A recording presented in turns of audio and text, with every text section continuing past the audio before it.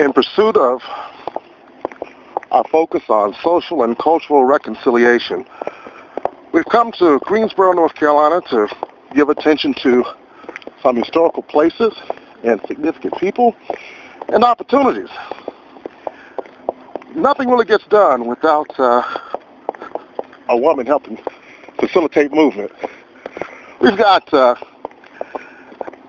Julianne Malveaux with us here today, the 15th president of Bennett College here in Greensboro, North Carolina.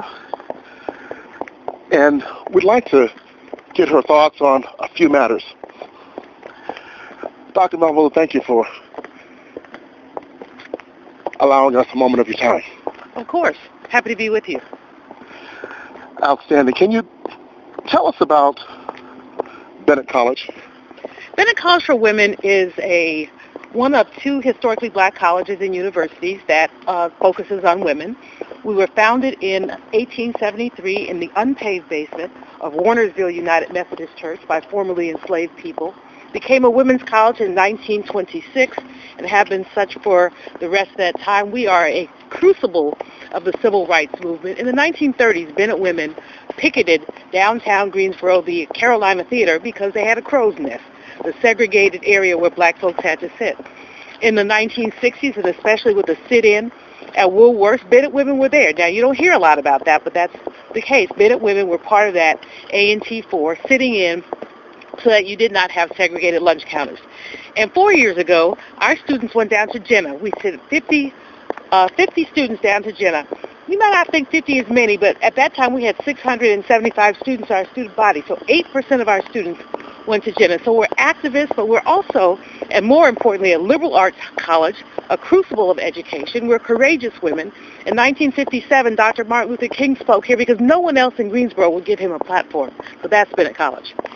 Tell us about Bennett's role in combating the current educational climate. What are your thoughts on the current educational climate here among Black America?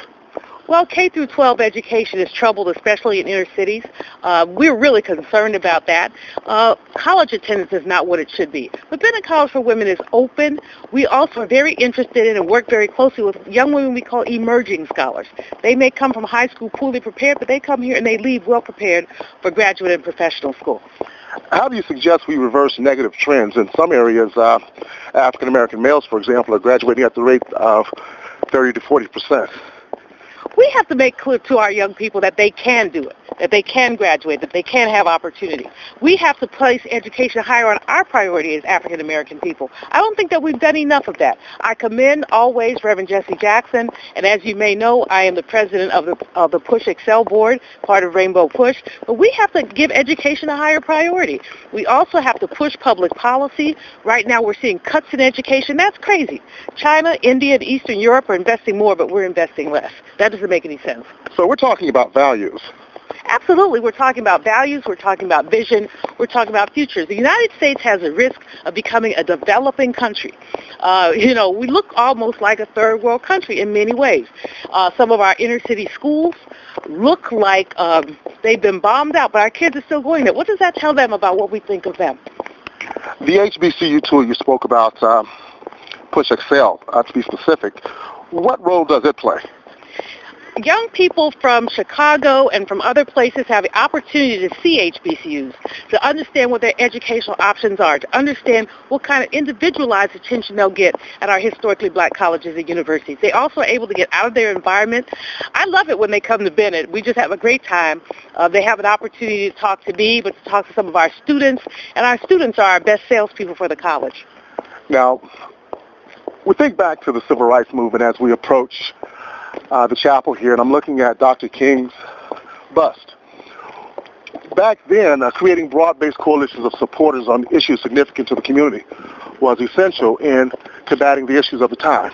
Not black issues, but issues of humanity when it really came down to it. The educational crisis that we have in this country among black America is not a black issue, it's not a white issue, It's an American issue. Is that correct? It absolutely is. I mean, we cannot survive as a country if we continue to marginalize black and brown people.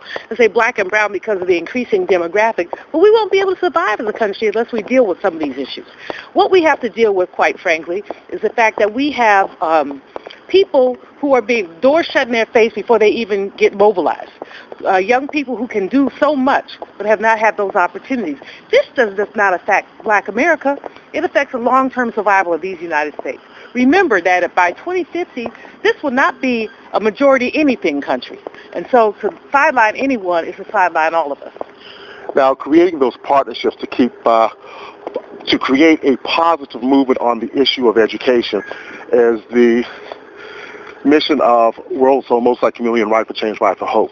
The HBCU tour is a prime interest to expand and increase those opportunities for males and females from urban communities.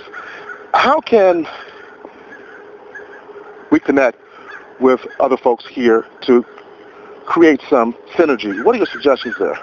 I think you bring people together. I think you begin conversation. I think you make a commitment. I think you make contribution. I think we talk. I mean, we at the historically black college land need scholarships for our young people. These brilliant, beautiful young women don't have enough opportunities. They come from families often. Half of our students or more are first generation, come from families that can't afford their education, so help us with it. But also spread the word.